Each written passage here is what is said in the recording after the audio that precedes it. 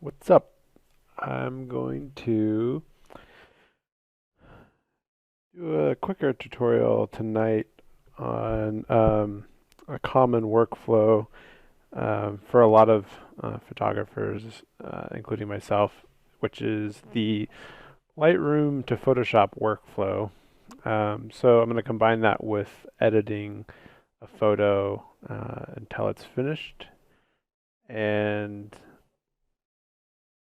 so let's just get started. So right now this is Lightroom, and uh, I went to a while back. I went down to Southwest and shot a bunch of Slot Canyon stuff, and it was a super fun trip. I definitely recommend going if you're into landscape photography. Slot Canyons are definitely one of the very unique, interesting, sort of close to mid-range landscape subjects.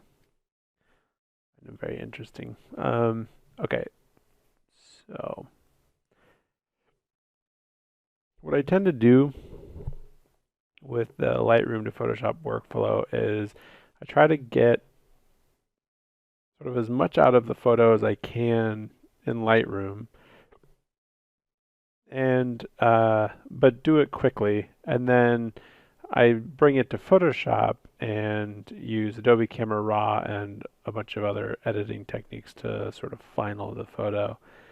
But there's a few things that I kind of know just by looking at this photo that I can probably just coax into it in Lightroom because there's quite a few powerful editing options in here.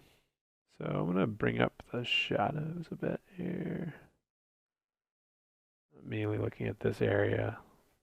There's some nice lines that kind of come down through here. And thinking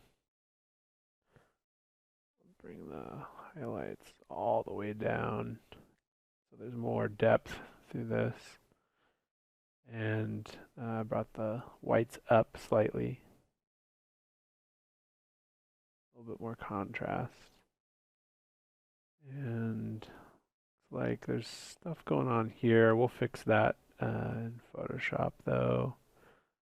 Bump the vibrance a bit, but honestly, the natural colors that are in the raw photo itself are kind of extraordinary already. So I probably won't be touching those that much. I'm thinking about things right now like bringing the whites of this tumbleweed up a bit in Photoshop. I don't think there's much we can do here without being fairly heavy-handed. We could use things like the adjustment brush, and at first glance, it seems to be like a good tool.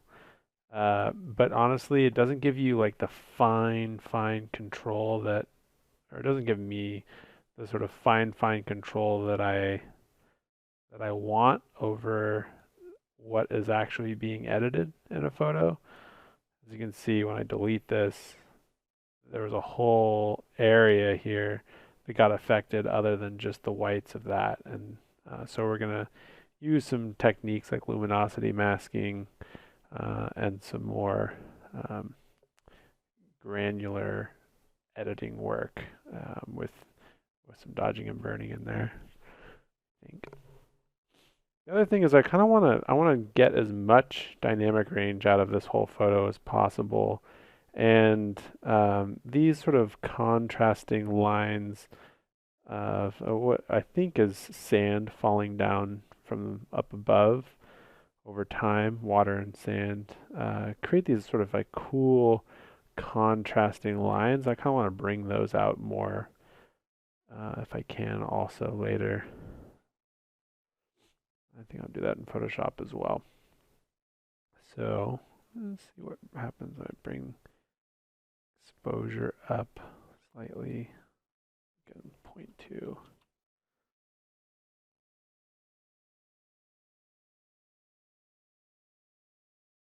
And I'm not going to touch clarity. It's tempting, but clarity is also, in my opinion, too heavy-handed.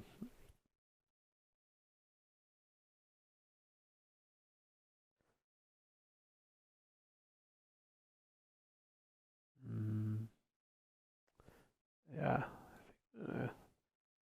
Go into Photoshop now with it. So this is what we started with in Lightroom, and with the Lightroom edits, this is what we're bringing into Photoshop. So I'm going to right-click on the photo in the, I don't know what they call this, film strip probably, and then go to Edit in, and edit in Adobe Photoshop. Of course, you need both Photoshop and Lightroom in order for this workflow to work, but they're typically sold together now from Adobe. Okay, so the first thing I'm going to fix, because I like to get rid of any kind of lens, dirt, smudges, hairs, sand specks, whatever. I like to get rid of that before I get into the editing of a photo so that it just doesn't distract me. I tend to just think about it until it's finally fixed. So get this thing gone. I just created a blank layer, and I'm going to use the spot healing brush tool. I'm using the bracket to increase the size of the brush up and down. So bracket left is down, bracket right is up. And holding shift and bracket, I make sure it's right, shift and right bracket, making sure that it's not feathered at all. And then with sample all layers clicked, I'm gonna just see what happens when I try to remove the whole thing.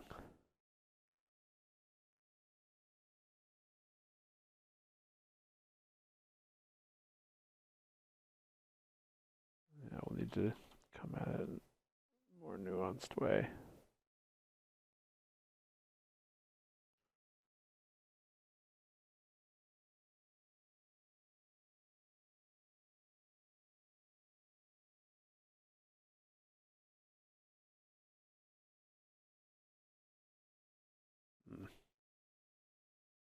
So there's also the healing brush tool, and I'm gonna see if that can help us.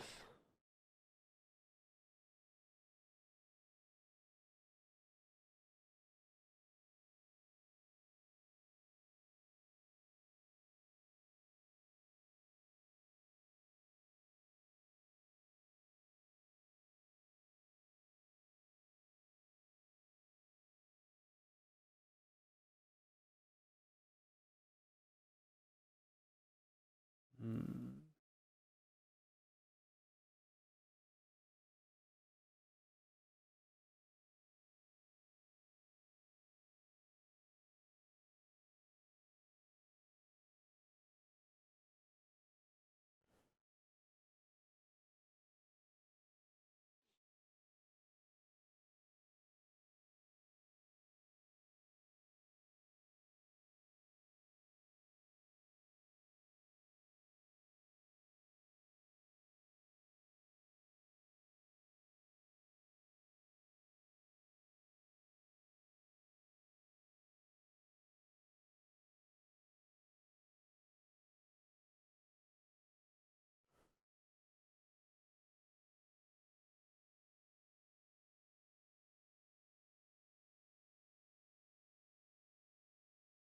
Okay.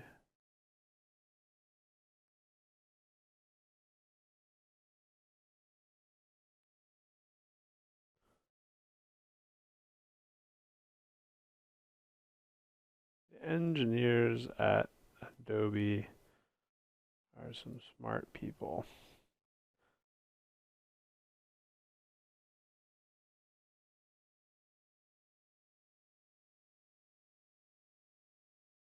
Okay. So that fixed.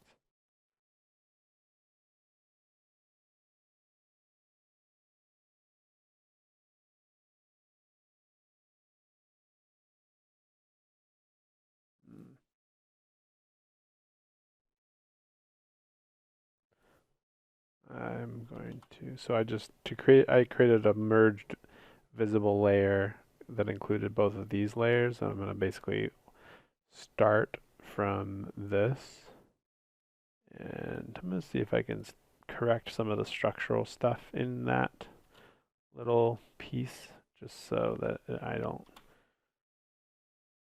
keep getting distracted by it.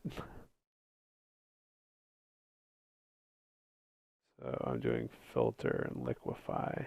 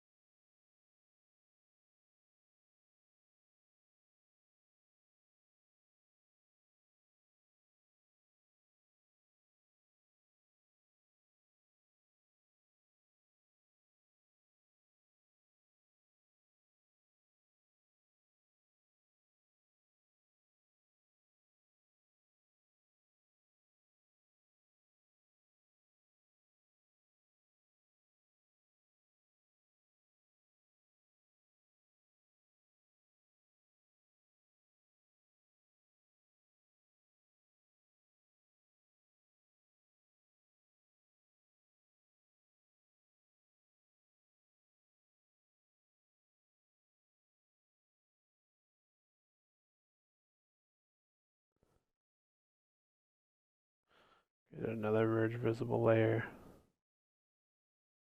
Going to commit this one more time.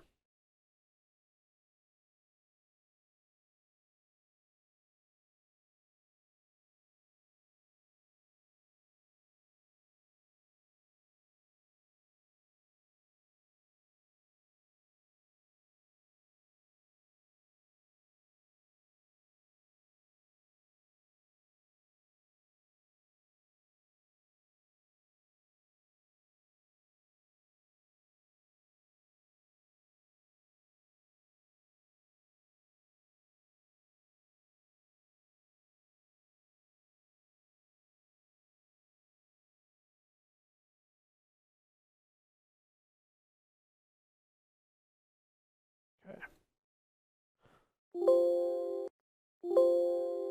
Okay, all of that to fix one little spot. All right, worth it. Okay, so let's see here. So there's artistic ideas in my head for things that I want to push and pull um, with the whole image, and I'm actually just going to flatten this image down and work from this first layer. So it could be distracting.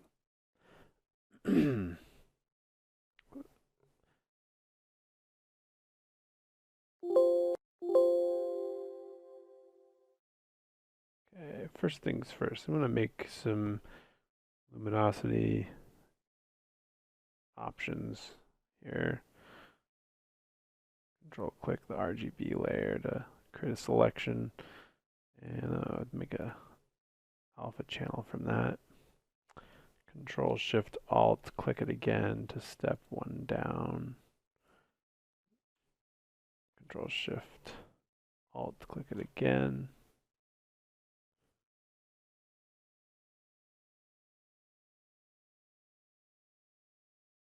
Really?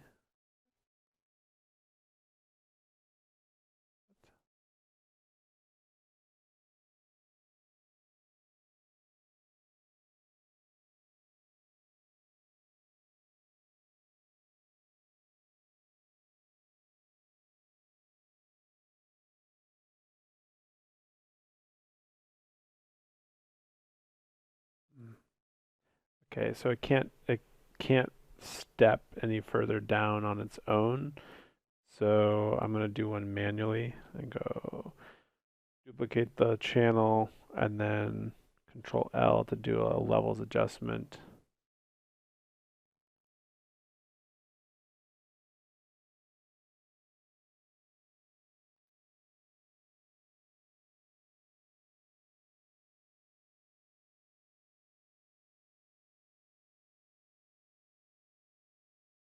I can see what it means. It's really just not much benefit to having it. Okay. So I'm going to create inverts of this. That later I can select the darks. A couple different variations of the darks in the image. So what I did is I control clicked it and then to create a selection of that channel, and then I went to the select menu and invert.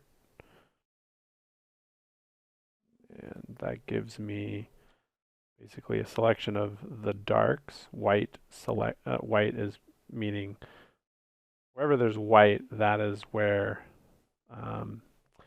it is selecting darks. And so the most white is where the most darks are. And I'm going to do one from this. Inverse.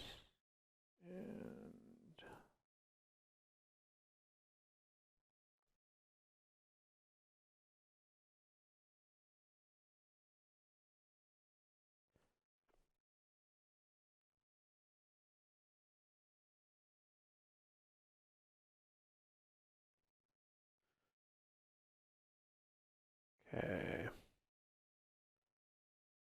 The first thing I kind of want to do is like bring out these lines here a little bit more, and some of the detail through here also. So for that, I'll just use the first brights layer, and then I'm going to duplicate it and Control L, and I'm basically going to more precisely select with some higher contrast those lines in there.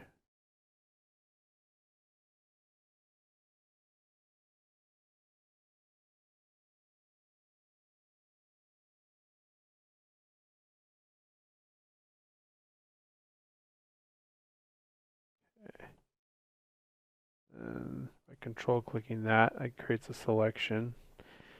And then I'm going to alt click new layer and then go to soft light, fill it with a neutral gray, 50%, and hit OK on that. And then I'm going to apply that masking selection.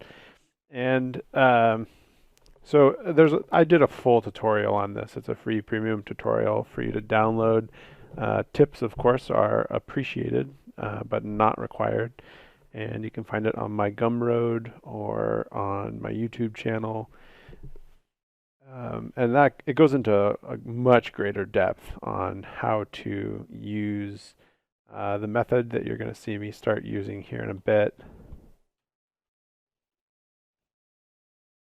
to bring out different details in this image that I want people to see. So by alt clicking, I'm going to sample a little bit of the color and then desaturate it a little bit and bring in the highlight. Then I'm going to set the opacity to 10% by hitting the number 1 key. And let's see what this gets us.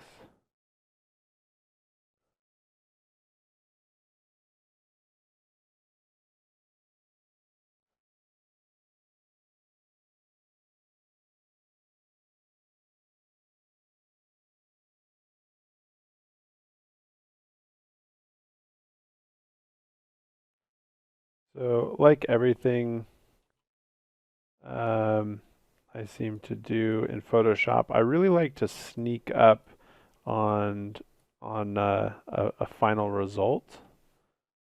I don't like to be able to necessarily see huge changes with every single brush stroke that I make because before you know it, you've changed.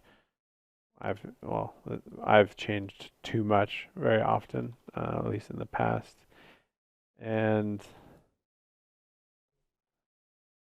that might be the case through here. So I'm gonna undo some of those brushes. Do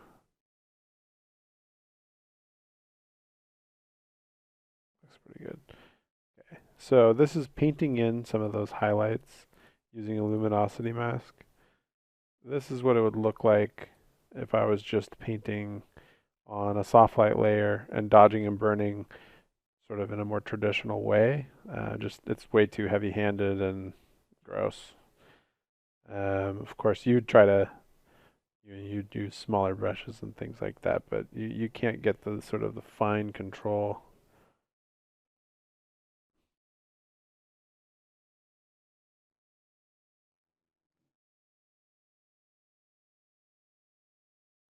That luminosity masking rings. So I'm gonna step this whole layer down. It's affecting it too much, in my opinion. Just want to create a little bit of change. Step it down even more.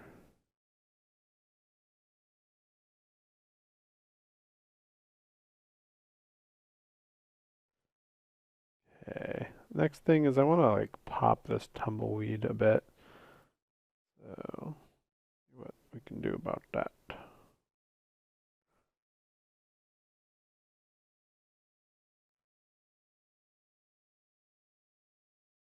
Control L.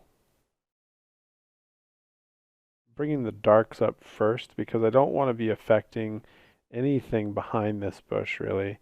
I just want to be able to touch basically those just just the whitest whites of those segments and through there.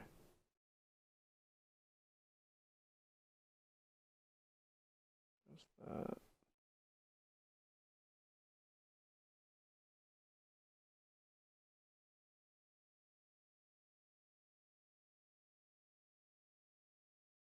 Okay. Go with that. Control click it to create a selection and then soft light layer. I alt click the layer and change the blending mode to soft light. Check mark for 50% gray. And then with that selection, I will add a layer mask. When you add a layer mask when there is something selected, it uses what is selected to mask. Okay, so let's bring that up a bit.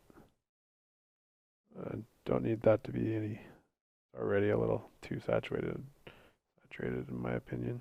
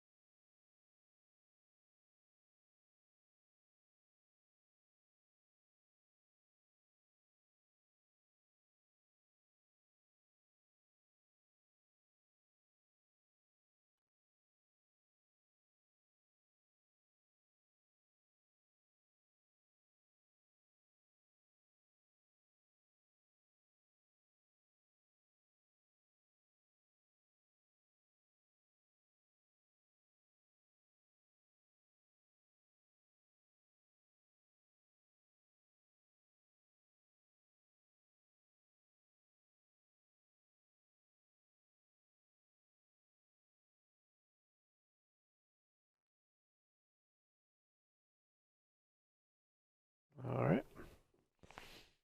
Might have to revisit that later.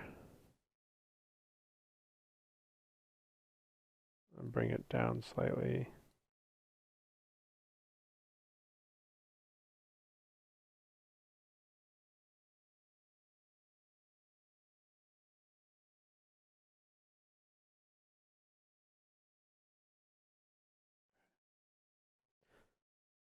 Now, I want to sort of exaggerate the brightest bright up here as if the sun is kind of shining more of a shaft of light down through here. And so I'm going to want to touch that highlight through there and probably these highlights also as a result of the light coming from up here. So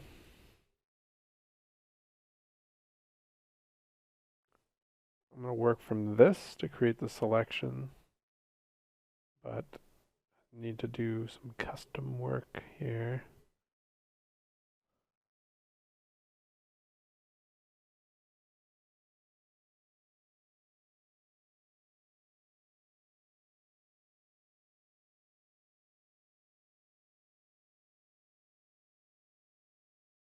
Okay, so this means that it's going to allow me to paint into this area and onto this highlight and to these highlights, but then it's not going to come past this edge where this is all in cast shadow, and then I'm just not planning on touching any of this section with the brush. This whole thing is just to sort of hit these sections and bring it up a bit. Control click to create a selection. Blah blah blah, same thing.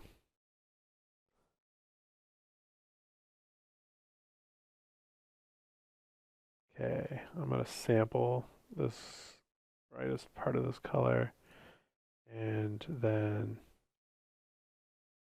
go a bit higher with it. And with a completely feathered brush,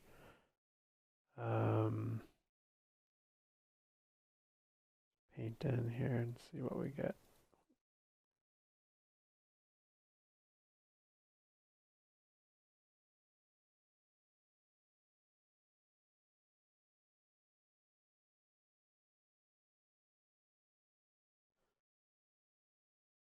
It can be very easy sometimes to think that nothing is happening.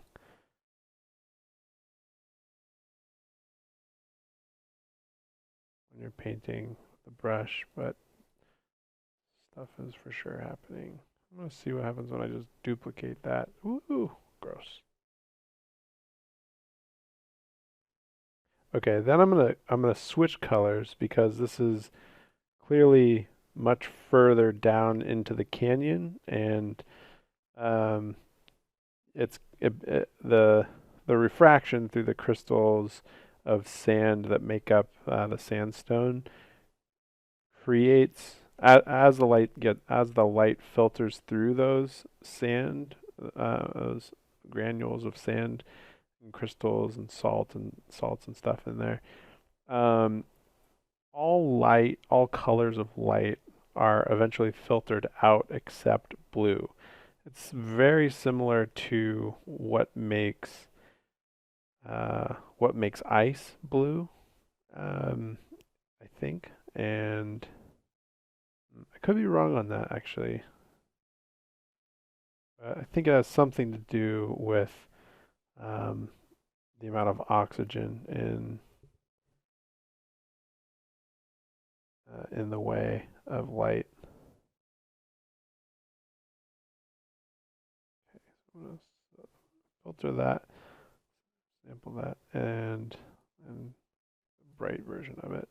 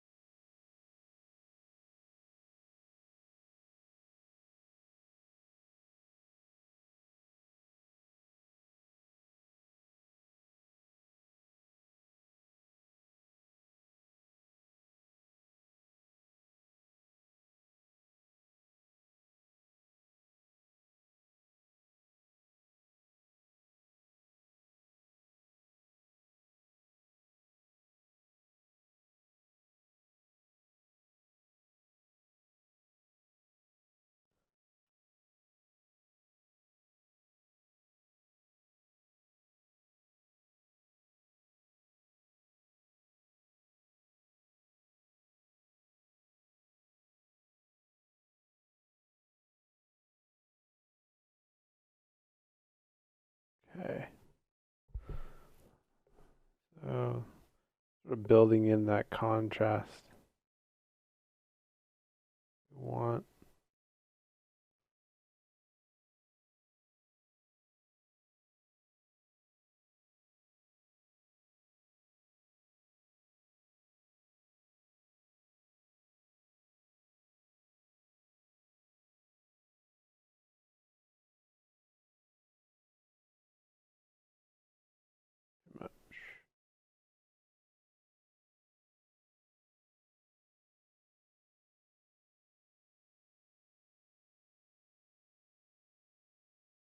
Okay, so that's what we started with.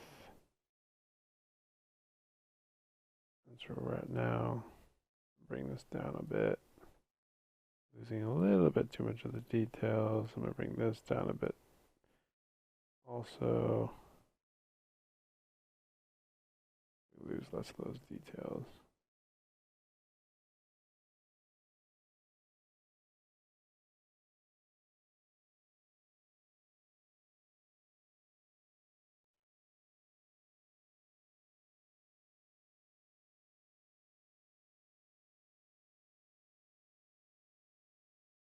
Okay.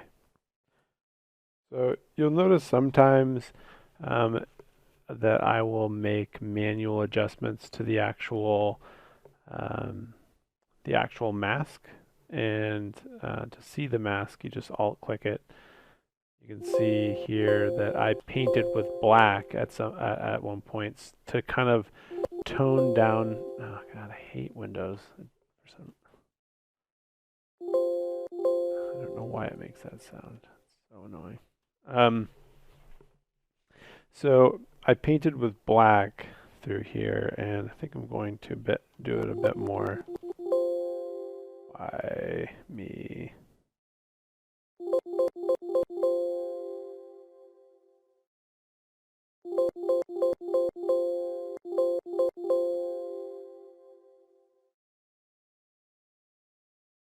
That's so weird. Has something to do with the focus of the app. Wish it was more like Mac. Okay, so I'll click. What I'm looking at is like through here.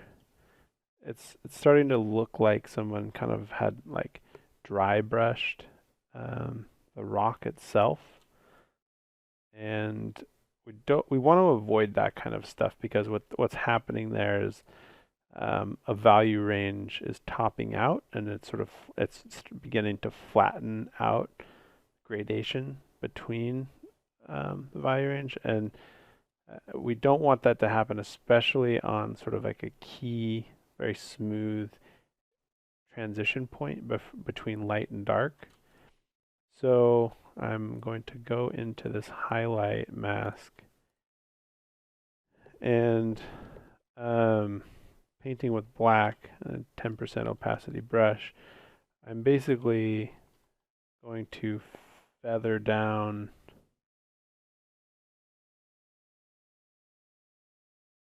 how much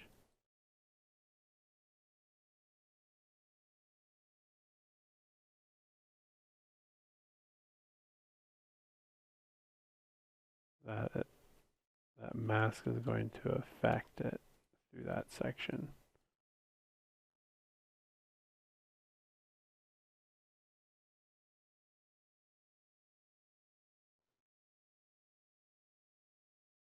Right now I'm painting right on the actual mask.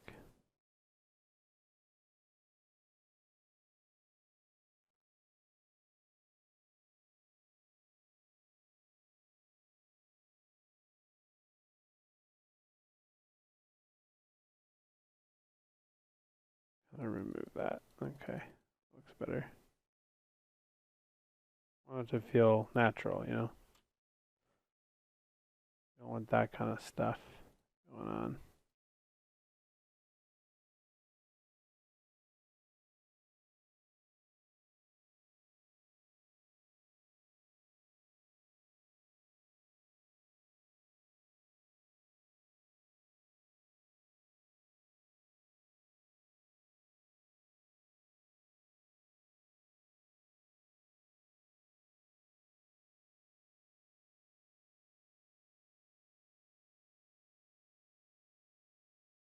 undoing some of that because it's a little jarring. Okay.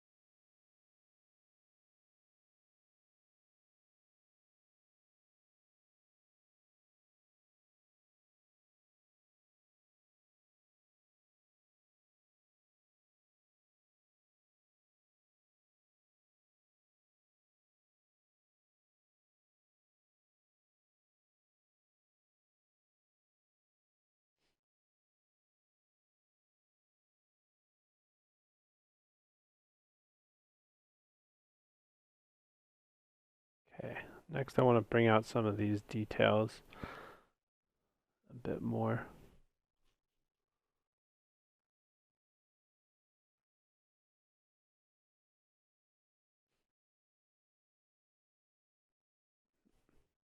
High pass might actually be able to do that better. So I'm going to create a merged visible copy of everything. And then I'm going to set the blending mode of this to hard light. Soft light.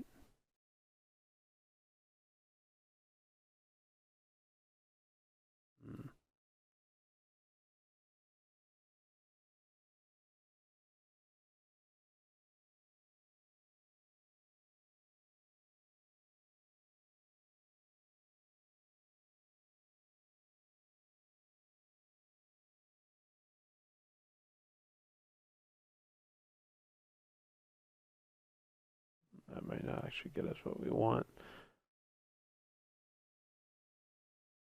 It will for these though. So with this selected, then I'm going to go to filter, other, do a high pass filter on it. And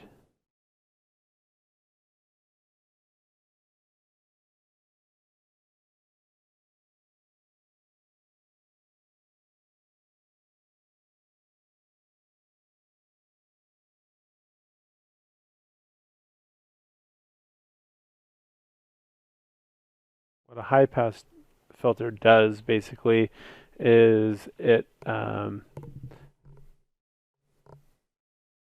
basically pops the little micro contrasts in an image. I use it for sharpening also when I'm sharpening in an image.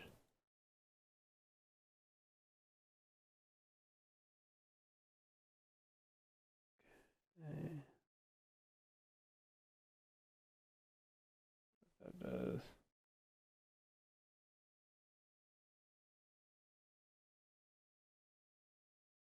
I'm looking at the details through here the most.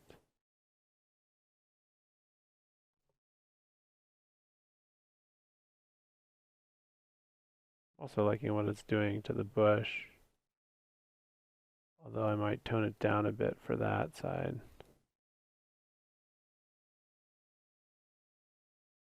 I'm not crazy about what it's doing through here. It's sort of emphasizing, sure, some granularity that shouldn't really be there. Yeah.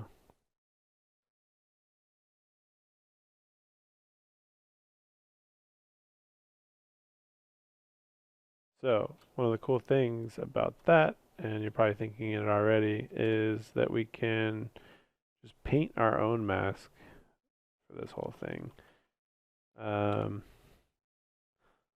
So I'm gonna go through. I think I'll go through with like a 60% brush. Just sort of paint away some of the less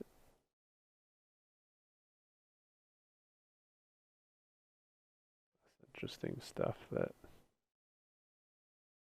Did.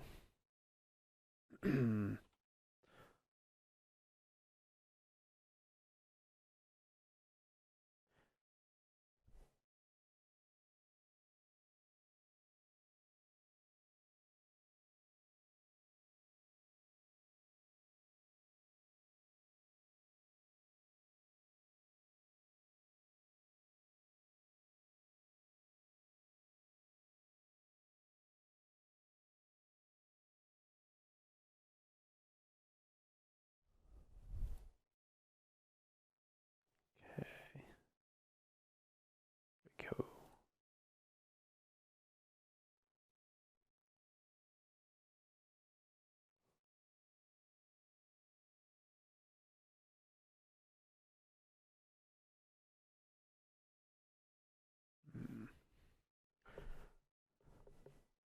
I have only a few things more that I kind of want to do with this image. I think I'm going to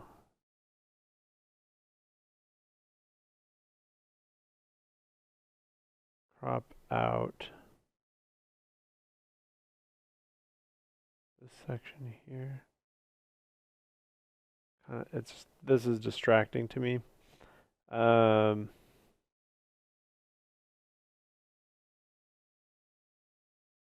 don't really want to lose this part of the image though.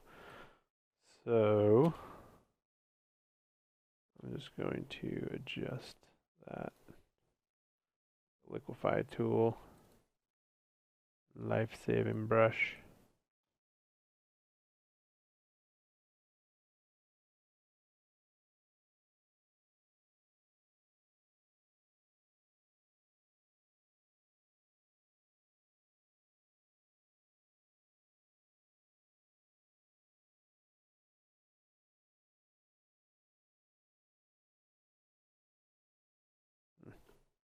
Nope, I like that stuff.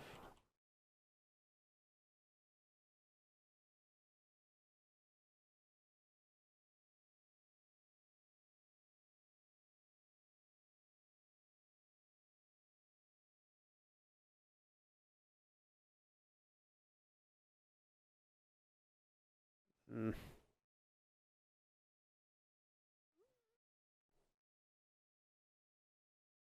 Just crop.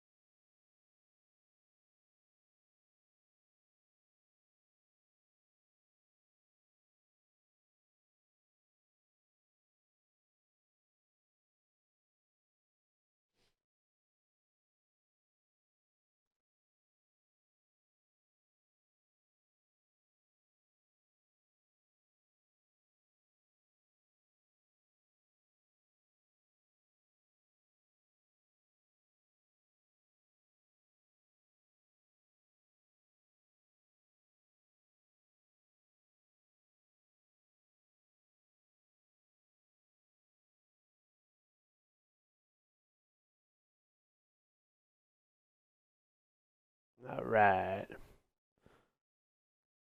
Fixed.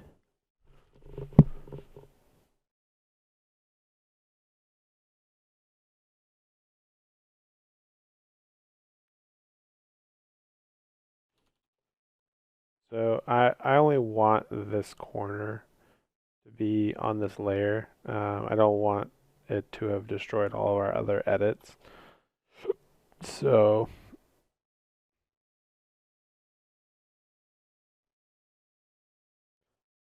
I'm masking out everything else from that layer.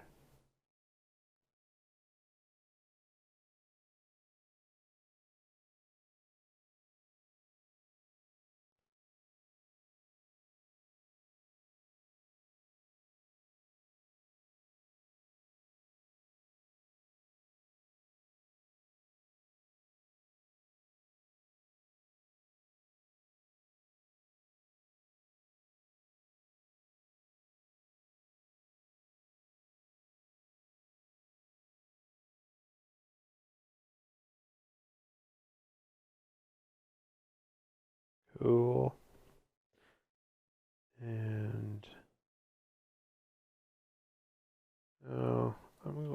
to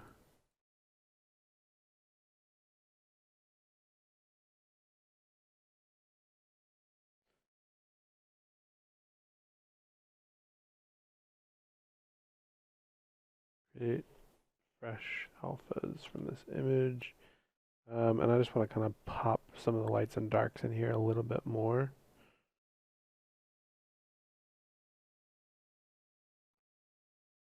Control Shift Alt and click to shrink the value range. In the selection. Okay, I'm not going to need that. And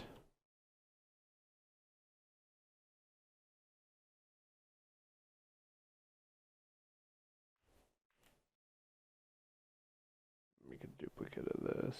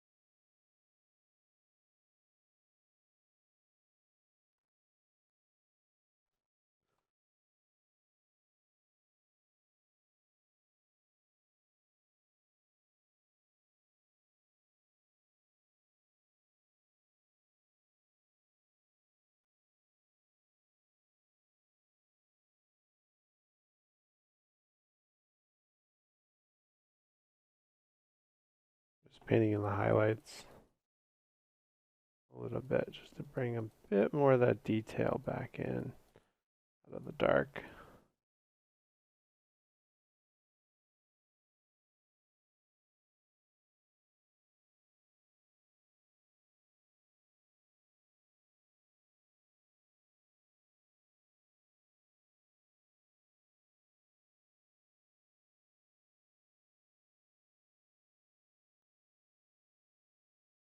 Okay.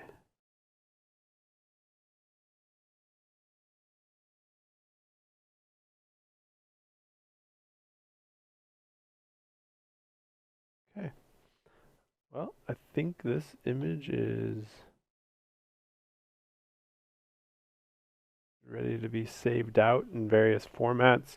I'll do just a quick demo for you. So the color space, this is something that's not covered that often, but it's definitely something you should know when you're wanting to post your photos to the internet, or send it off to a printer or something like that. We have probably been editing in what is called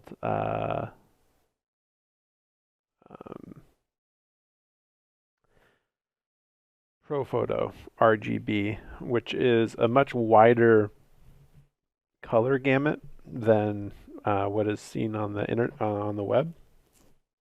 What we see on the web is sRGB, which is a smaller color gamut. And if you've ever looked at monitor specs, you'll see like a percentage of Adobe RGB or ProPhoto RGB.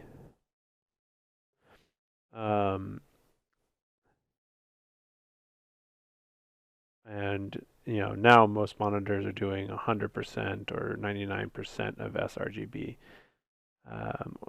But yeah, so this is sort of the safe color gamut, and most likely you should convert your image when saving it for the internet, for posting on a Facebook or social or whatever like that, so that you know what colors people are going to be looking at. So I'm going to save this file first.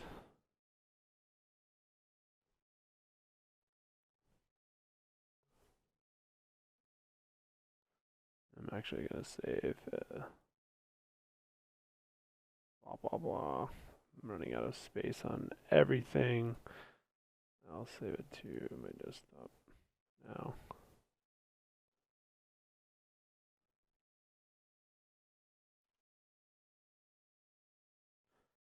See, it's ProPhoto RGB. And we need to convert this, and we need to convert it as best we can to preserve this image the way we actually edited it. In order to do that, you need to save the file first, and then what we're going to do is convert. You can do that while it's saving, actually. You go to convert to profile, and then in here, RGB, working RGB, sRGB.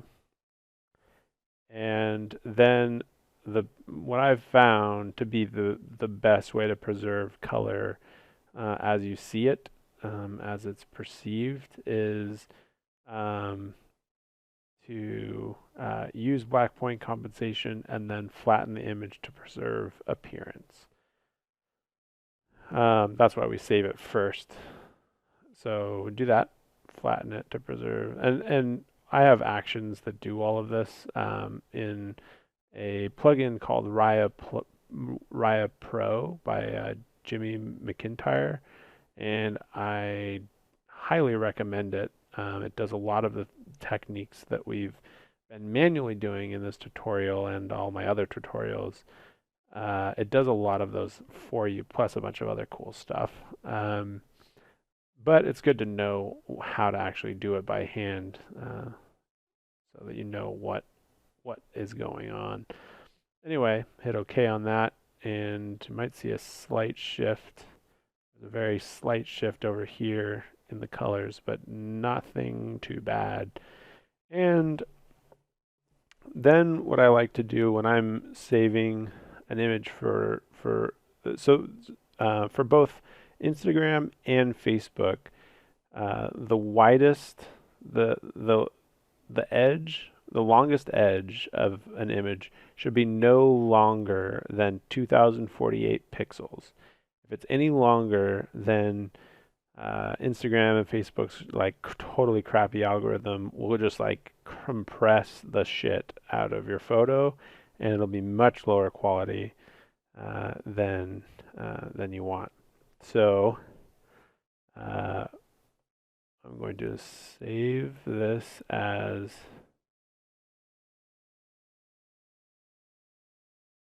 the web JPEG. Just do this to the desktop. And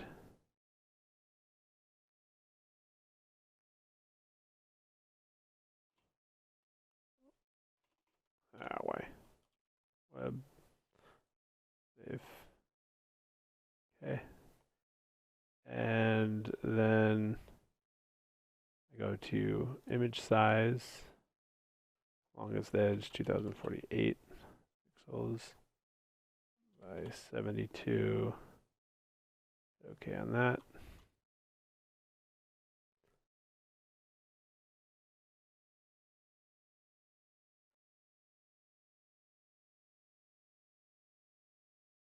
What the heck?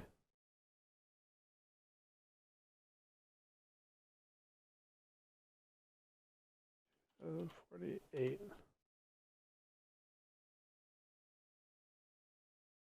Oh my god. One more time. I never do this manually anymore. Okay. Change that.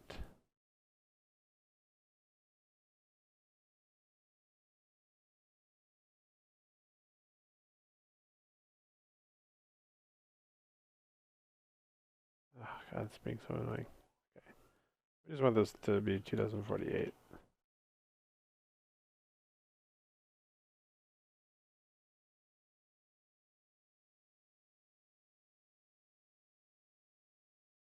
Okay.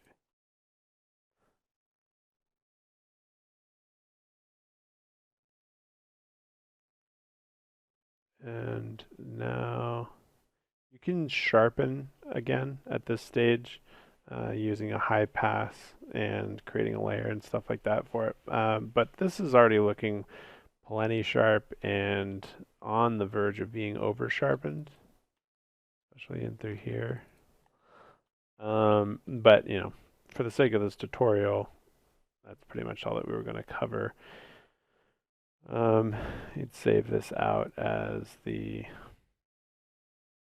tutorial web.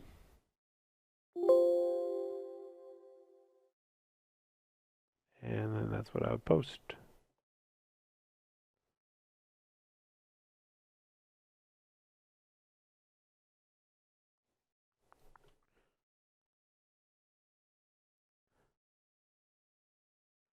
So hope you found this tutorial easy to follow, and thank you for listening to me ramble on while I edited this thing. So let's see, what's a good one? Can we see it next to the original?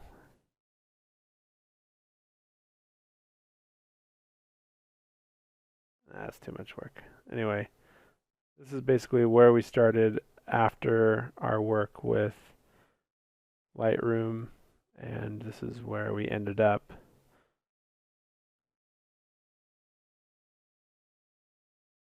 And this is where we started before any of our changes in Lightroom. This is just the photo right out of the camera.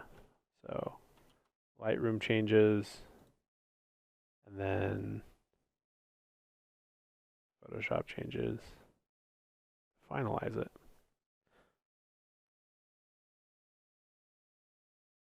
Great. Thanks for watching.